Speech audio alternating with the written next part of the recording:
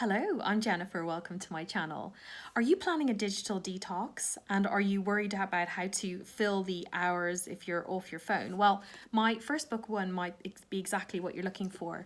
It's the first book in a contemporary fiction trilogy, and the book starts around 2005, which I know you're probably not going to believe this, but that was just before Facebook, Twitter, and iPhones and ubiquitous Wi-Fi took over our lives. Would you believe?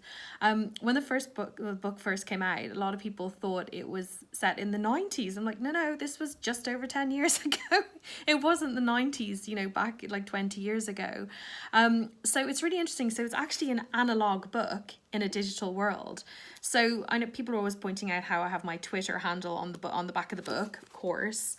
And to be honest with you, I couldn't imagine bringing a book out without Twitter, because it's such an important part of the publicity and publishing process in terms of getting the book out there, basically.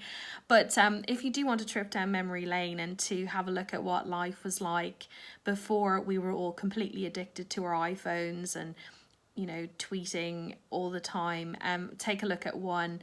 It will also help you understand, remind you what life was like just before all of this happened. And it's really interesting, actually, because a couple of things that happen in one couldn't happen now. Something terrible happens. Nobody dies, but something terrible happens.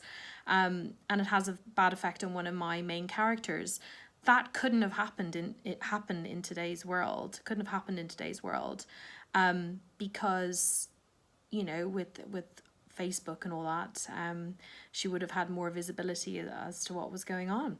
So if you're planning a digital detox, highly recommend that you give my first book one a read. It's set in 2005, just before technology and social media took over our lives.